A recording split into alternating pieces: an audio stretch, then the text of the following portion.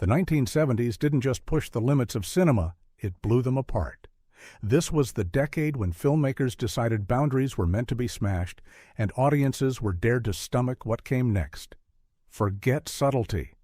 These weren't movies you could just casually watch on a Saturday afternoon. These were the films that left censors foaming, parents horrified, and critics scrambling for the harshest words they could find. So, which 21 wild rides from the 70s went way too far? Let's dive into the chaos and see which ones made even the boldest audiences squirm. The Last House on the Left, 1972. Wes Craven didn't ease into the industry, he detonated it. His debut, The Last House on the Left, wasn't just shocking. It was a cinematic gut punch. Two teenage girls heading to a rock concert fall into the hands of escaped convicts who put them through a nightmare. But what set this film apart was the aftermath, the parents finding out and delivering raw, brutal vengeance. Audiences in 1972 had no clue what they were walking into. People fainted. Some theaters warned patrons at the door, others pulled the film mid-run. Critics didn't just dislike it, they loathed it. Roger Ebert called it horrifying, yet strangely powerful. The British Board of Film Classification straight up refused to grant it approval, and it was yanked from shelves during the infamous Video Nasties panic. Despite bans, Last House became a blueprint for the revenge genre. Its mix of documentary-like realism and chaotic violence was unlike anything before. Craven later admitted he was shocked by the fury it caused, but he also knew he had tapped into something primal. Was it art or exploitation? The debate still rages. One thing's certain, it was unforgettable, and it set the tone for the decade's most extreme cinema. The Texas Chainsaw Massacre, 1974. You think you've seen scary? Imagine being in 1974, sitting in a dark theater as Tobe Hooper's The Texas Chainsaw Massacre unfolds. This wasn't a slasher with glossy kills and witty one-liners. It was raw, filthy, and suffocatingly real. A van full of young travelers stumbles into the home of Leatherface and his deranged family, and from there, all bets are off. What shocked people most wasn't gallons of gore, because there wasn't much. Instead, it was the overwhelming atmosphere of dread. The clanging of metal, the buzzing of the chainsaw, the sweat, grime, and suffocating Texas heat dripping off the screen. It looked and felt like a nightmare someone had accidentally captured on film. Censors hated it. Britain banned it for decades, even forbidding the word chainsaw in titles during the ban. Canada split on whether it should even be shown, and American theaters cut screenings short because patrons simply couldn't handle it. Yet, against all odds, this $140,000 indie made more than $30 million in the U.S. alone, one of the most profitable independent films ever. Critics were divided, but fans knew. This was something new. Without Chainsaw, there is no Halloween, no Friday the 13th. Hooper's film didn't just go too far, it drew the new map of horror. I Spit on Your Grave, 1978. If there's a movie that has divided audiences for decades, it's I Spit on Your Grave. Released under the more polite title Day of the Woman, it followed a young writer who retreats to a cabin for peace, only to face a nightmare from local men. What followed was long stretches of cruelty, followed by equally long, equally brutal revenge. No major studio wanted this film. Director Mir Zarchi distributed it himself, renting theaters and keeping the ticket sales. Audiences weren't ready. Some walked out. Others swore it was exploitation disguised as empowerment. Roger Ebert tore into it, calling it one of the most vile films he had ever seen. Yet the movie earned over $5 million on a budget so small, most films would spend it on craft services. Censors went after it like hawks. Australia banned it, Ireland banned it, the UK banned and unbanned it so many times that the VHS market turned it into a cult object. Some saw it as a howl of female rage, others as dangerous trash. Either way, it became infamous for going all the way when others pulled back. By today's standards, I Spit on Your Grave is still unsettling. Some call it brave, some call it disgraceful. But one thing's for sure, no one watches it and walks away, feeling indifferent. Bloodsucking Freaks, 1976. If the Texas Chainsaw Massacre terrified with subtlety, Bloodsucking Freaks did the opposite. This was a grindhouse parade of the grotesque, set inside a twisted New York theater. Sardu, the deranged showman, staged torture acts on stage, but the twist was that the acts weren't staged at all. His assistant Ralphus gleefully joined in, and what followed was one scene of shocking cruelty after another. Unlike other films that at least pretended to offer a message, this one smirked in your face. Its dark humor made it even harder to stomach. The infamous human dartboard scene? Audiences didn't know whether to laugh or gag. Women's groups protested theaters showing it. Censors demanded cuts. Some states refused screenings outright. And yet, it wouldn't die. Midnight screenings packed theaters. Bootleg VHS copies spread its reputation. Even Quentin Tarantino once admitted scenes blew him away. It was reviled by critics, despised by censors, but worshipped by grindhouse fans. What makes it last is that shamelessness. Bloodsucking Freaks never pretends to be anything but sleaze turned up to 11. Some call it one of the ugliest films ever made. Others call it a cult classic. Both are right. Fight for Your Life, 1977. Few exploitation films sparked as much outrage as Fight for Your Life. It looked like a simple home invasion thriller, but it quickly revealed itself as one of the most racially charged films of the 1970s. 3 escaped convicts terrorize a black minister and his family, unleashing relentless verbal and physical torment. For audiences, it was an unbearable mix of ugly slurs, graphic violence, and claustrophobic tension. Director Robert Endelson wasn't trying to make critics happy. He openly admitted he wanted audiences to react viscerally, and he succeeded. Viewers either left fuming or cheering when the tables finally turned. The villains weren't redeemable, they were monstrous, and when the family struck back, the catharsis hit like a freight train. Censors worldwide didn't see it that way. Britain's film board flat-out banned it, refusing to even consider edits. Other countries followed. Bootleg VHS copies became collector's items, only adding to the film's notoriety. Years later, filmmakers like John Waters and Quentin Tarantino praised its unapologetic nastiness, calling it one of the most ferocious examples of grindhouse cinema. Love it or hate it, Fight for Your Life proved that exploitation cinema didn't just test boundaries, it obliterated them. Ilsa. She-Wolf of the SS, 1975. Sometimes a movie is so notorious it almost feels like legend. Ilsa. She-Wolf of the SS wasn't just an exploitation flick, it was a lightning rod of controversy. Shot cheaply on the leftover sets of the sitcom Hogan's Heroes, it starred Diane Thorne as Ilsa, a sadistic camp commandant obsessed with proving women could endure more pain than men. What followed was a barrage of twisted experiments, brutal punishments, and a character so unapologetically monstrous she carved her name into grindhouse history. The budget hovered around $150,000, financed in part through Canadian tax shelters, but the return was massive. Over $2 million worldwide. Not bad for a film critics immediately labeled garbage.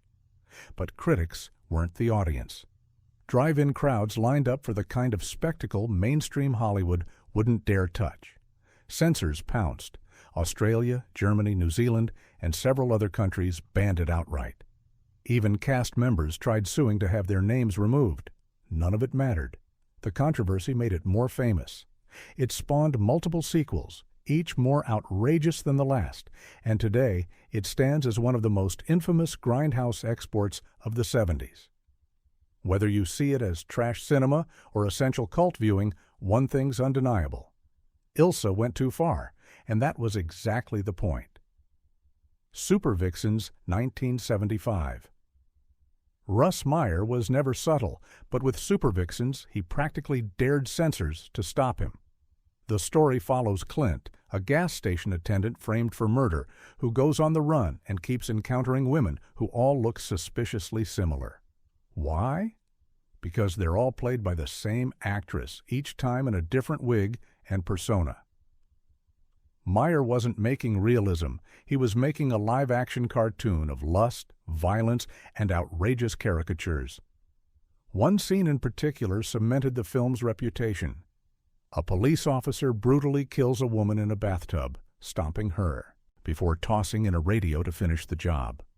It was shocking, gruesome, and oddly stylized, the kind of moment Quentin Tarantino would later praise as one of the great violent set pieces of the 1970s cinema.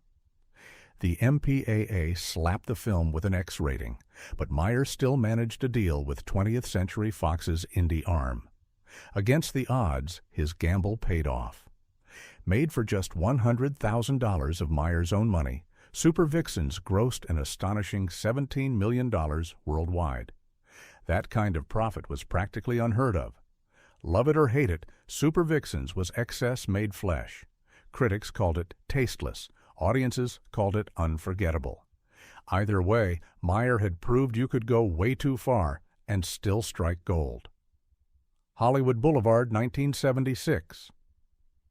Here's a movie that wasn't just about exploitation, it was exploitation. Roger Corman threw down a challenge: make the cheapest New World Pictures film ever. Directors Joe Dante and Alan Arkush rose to the occasion with Hollywood Boulevard. Budget? A shoestring $60,000. Strategy? Grab stock footage from other Corman movies, car chases, monster attacks, even explosions, and stitch them together with new scenes. The result was part parody, part love letter, and part chaotic mess. The story follows a struggling actress who lands work at a cut-rate exploitation studio. But the film itself mirrored its plot, cobbled together, shamelessly self-aware, and gleefully cheap. The meta-joke was that audiences were watching a film about bad films made out of bad films. And somehow, it worked. Financially, it made about $1 million, which for its cost was a massive win. Industry insiders loved its audacity. Quentin Tarantino later cited it as one of the films that reshaped how he thought about low-budget cinema. Hollywood Boulevard might not be as shocking as some on this list, but it belongs here because of how far it leaned into its own chaos. It went so far into parody that it looped back around into genuine grindhouse legend. Sugar Hill, 1974. Blaxploitation met voodoo horror in Sugar Hill, and the result was something wild. The film stars Marky Bay as Diana Sugar Hill, a woman seeking revenge after her boyfriend is murdered by mobsters. But instead of guns or fists, she calls on the powers of Baron Samedi, the Loe of the dead, to summon an army of zombies. Suddenly, the mobsters found themselves facing shambling, bug-eyed corpses with silver eyes and deadly strength. The mashup was unlike anything audiences had seen. Horror, crime thriller, and blaxploitation all rolled into one. Add in a funky soundtrack and stylish 70s flair, and Sugar Hill became a cult favorite almost instantly. While it didn't pull the box office numbers of a Shaft or Superfly, it carved out its own legend. Critics were baffled by its mix of pulp horror and racial justice themes. Some dismissed it as ridiculous, others recognized its unique flavor. Over time, it found a loyal fan base, especially among grindhouse horror enthusiasts. Today, Sugar Hill stands tall as one of the strangest but most satisfying revenge stories of the era. It may not have been the most polished, but it absolutely went too far in the best possible way, replacing the expected gunfights with voodoo zombies and making the mob pay the ultimate price. Foxy Brown, 1974. If coffee made Pam Grier a star, Foxy Brown turned her into a legend. Marketed as the meanest chick in town, the film didn't hold back. Greer plays Foxy, a woman out for blood after her boyfriend is murdered by drug dealers. What follows is an escalating chain of revenge, undercover infiltration, and explosive violence that made audiences cheer and critics squirm. What set Foxy Brown apart wasn't just the action, it was how unapologetically raw it was. Pam Grier wasn't playing a character meant to please the audience. She was fearless, tough, and unstoppable. Razor-sharp dialogue and brutal takedowns turned Foxy into a figure of empowerment long before Hollywood knew what to do with such a role. Director Jack Hill leaned into everything that made exploitation wild: gritty street fights, shocking double crosses, and villains so despicable you couldn't wait to see them crushed. The movie's budget was modest, but it became a huge hit, further cementing Grier as the first black female action star to dominate the screen. Some critics dismissed it as trash cinema, but fans knew better. Grier's performance wasn't just entertaining, it was groundbreaking. Foxy Brown went further than most grindhouse flicks, mixing raw pulp violence with a heroine who demanded respect. Abby, 1974, sometimes going too far, means poking the wrong bear. Enter Abby, often called the Black Exorcist.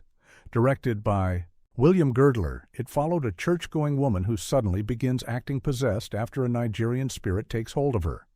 What followed was a whirlwind of screaming, thrashing, and over-the-top chaos that tried to ride the wave of The Exorcist's box office gold.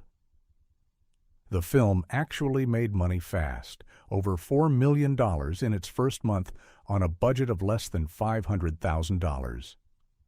Drive-ins were packed, but then Warner Brothers came knocking. The studio sued the production for being too close to The Exorcist, and a court ordered Abby yanked from theaters. Suddenly, this exploitation flick became forbidden fruit.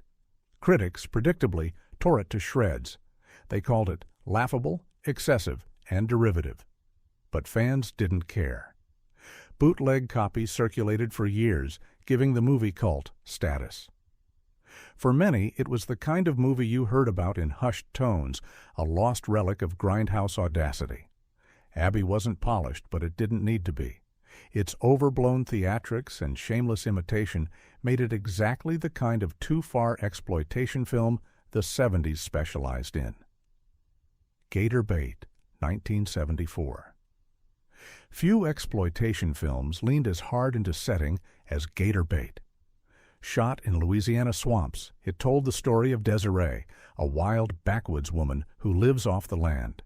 When she's targeted by corrupt lawmen and townsfolk, she fights back with ruthless efficiency. The film mixed Southern Gothic grit with revenge-fueled survival, giving audiences something raw and dangerous. The film's production was as scrappy as its story. Directed by Beverly and Ferd Sebastian, it was shot fast, cheap, and dirty. The swamps weren't just background, they were weapons, adding atmosphere and danger at every turn. What shocked audiences wasn't just the violence, but how the film blurred lines between hunter and hunted. Desiree wasn't a helpless victim. She used her surroundings to strike back, making her one of the more unique heroines of grindhouse cinema. The movie became a drive-in sensation, earning several $1 million on a shoestring budget. Critics dismissed it as swamp trash, but fans embraced its gritty authenticity. Over time, it developed a cult following and even spawned a sequel. Gator Bait went too far in its grim portrait of small-town corruption and swamp justice, but that's exactly why it's remembered. Macon County Line, 1974. Sometimes exploitation hides in plain sight. Macon County Line, a crime drama dressed up as a cautionary tale, shocked everyone with how far it went. Written and co-produced by actor Max Baer Jr., yes, Jethro from the Beverly Hillbillies, it followed two drifters wrongly accused of murder in the rural South. The sheriff hunting them down isn't just corrupt, he's unhinged, and the result is a film that spirals into tragedy. Audiences weren't ready for its brutality. The ending, in particular, left viewers shaken, flipping expectations of a simple crime thriller into something far darker. Shot on a budget of just $225,000, the movie stunned Hollywood by grossing nearly $25 million. For a small exploitation-style production, that was unheard of. Critics were torn. Some praised its raw storytelling, others slammed it as manipulative shock. But audiences couldn't look away. Macon County Line didn't just go too far, it tricked people into thinking they were watching a standard drama before blindsiding them with violence and despair. It remains one of the highest-grossing independent films of its time, and proof that sometimes exploitation hides under the surface of respectable genres. Bare Knuckles, 1977. By the late 70s, exploitation films were mixing pulp genres in wild ways, and Bare Knuckles is a perfect example. Billed as the ultimate street fight movie, it follows Zachary Kane, a bounty hunter in Los Angeles, chasing a killer who slashes women. What sounds like a typical crime flick quickly becomes a mashup of martial arts, vigilante justice, and grindhouse grit. The action sequences weren't polished Hollywood fights, they were raw, scrappy brawls in alleys, nightclubs, and backstreets. Viewers got the sense that anyone could get punched in the face at any second. On a tiny budget, director Don Edmonds, who also made the infamous Ilsa films, delivered a film that thrived on its rough edges. It wasn't pretty, but it was unpredictable, and that made it memorable. Drive-in audiences ate it up. Critics, of course, didn't take it seriously. They mocked its plot and ragged production values. But fans didn't care. It was violent, fast-paced, and brimming with pulp energy. Bare Knuckles may not be as notorious as Texas Chainsaw or Last House on the Left, but it belongs on this list because of how far it pushed its own shoestring limits. It went all in on raw street violence, and that commitment earned it a permanent place in exploitation lore. Poor Pretty Eddie, 1975. Some exploitation movies disturb because of violence. Others disturb because of atmosphere. Poor Pretty Eddie manages both. The story follows Liz, a touring singer whose car breaks down in rural Georgia. She winds up trapped at a crumbling lodge run by Eddie, a washed-up Elvis impersonator, and his unstable friends. What begins as Southern hospitality quickly spirals into humiliation, brutality, and chaos. The film is soaked in grit, low-budget sets, sweaty close-ups, and an off-kilter pace make it feel like you're watching something you shouldn't. Critics at the time didn't know what to do with it. Part Southern Gothic, part exploitation shocker, part fever dream. Financially, it didn't make much, but it gained notoriety on the drive-in circuit. Its blend of race, power, and backwoods menace made it unforgettable. Today, it's remembered less as entertainment and more as a cinematic dare. Poor Pretty Eddie didn't just go too far. It dragged audiences into a nightmare they couldn't escape and left them rattled long after the credits rolled. Savage. Streets, 1974.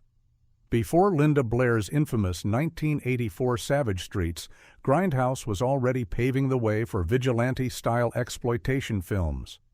Early prototypes in the mid-70s leaned into the same formula: women pushed to the edge, gangs running wild, and revenge dealt out with shocking force. These proto-Savage Streets films blurred genres, part street thriller, part exploitation melodrama. The formula clicked: underdog protagonists, over-the-top villains, and cathartic violence audiences couldn't get from Hollywood action flicks. Drive-ins turned them into word-of-mouth hits, especially among younger crowds hungry for grit and rebellion. Though Blair's version came later, these 70s grindhouse experiments set the stage. They proved there was money in urban vigilante tales, even if critics scoffed. By the end of the decade, vigilante revenge had become one of exploitation's most bankable themes. The groundwork was laid here, and once again, the line between too far and not far enough was obliterated. The Centerfold Girls, 1974. If Hitchcock had been forced into the grindhouse circuit, you might get something like The Centerfold Girls. The plot follows a disturbed man who stalks and kills women who have posed for risque magazines, believing he's delivering justice. What made the film stand out wasn't just the slasher-like violence, but its structure. Essentially 3 separate stories stitched together, each with a different group of victims. The production was low budget, but it had a strange professionalism that made its shocks land harder. It looked slicker than most exploitation flicks, which made the cruelty even more jarring. Critics dismissed it as a cheap thriller, but fans of grindhouse loved the mix of pulp horror and twisted morality tale. Over time, it gained cult status for being one of the early proto-slashers that hinted at what the 80s horror boom would look like. The Centerfold Girls went too far for some audiences because it didn't let them breathe. Scene after scene piled on dread, making it feel like a grim spiral with no escape. Black Caesar, 1973. Blaxploitation films often delivered crime sagas with grit, but Black Caesar went full-on gangster epic. Directed by Larry Cohen, it starred Fred Williamson as Tommy Gibbs, a Harlem shoeshine boy who claws his way to the top of the mob. What followed was betrayal, brutality, and a body count that shocked even seasoned grindhouse fans. The film didn't just copy gangster tropes, it reshaped them. Williamson played Gibbs with charisma and menace, creating one of the most complex anti-heroes of the decade. Audiences weren't used to seeing a black lead dominate the screen with such power and intensity. Shot for around $1 million, it made multiples of its budget, proving that blaxploitation wasn't just a trend, it was a box office force.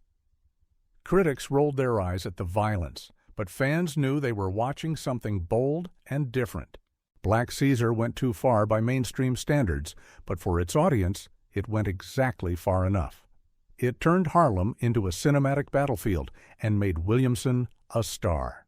Slaves, 1970. Exploitation in the early 70s often meant riding the wave of controversy, and Slaves did just that.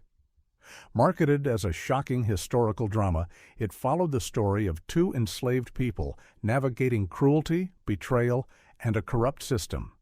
But unlike mainstream period films, Slaves emphasized rawness, focusing on suffering and violence to grip audiences. Starring Dionne Warwick and Ossie Davis, the film had more star power than most grindhouse flicks, but it wasn't treated as prestige cinema. Critics blasted it as tasteless, while audiences at drive-ins ate it up for its unapologetic edge. What makes Slaves memorable is how it straddled the line between message and exploitation. On one hand, it highlighted historical injustice. On the other, it exaggerated suffering to an almost voyeuristic level. The mix proved controversial then and remains debated now. Slaves went too far because it refused to play safe with difficult material. It shoved audiences into a grim portrait of history and dared them to look away. Boss Nigger, 1975. Yes, that was the actual title, and yes, it shocked people even in the 70s. Written by and starring Fred Williamson, Boss Nigger was a blaxploitation western about 2 black bounty hunters cleaning up a corrupt frontier town. What could have been a straightforward western was turned on its head with humor, action, and unapologetic social commentary. From the opening theme song to the over-the-top showdowns, the film was both parody and protest. Williamson made sure his character wasn't just a hero, but a symbol, standing up to prejudice with fists, guns, and swagger. Critics hated the title and dismissed it as gimmick exploitation, but audiences loved it. The film performed well in drive-ins and became one of the most talked-about entries in the blaxploitation western subgenre. Looking back, Boss Nigger is remembered not just for its controversy, but for breaking rules.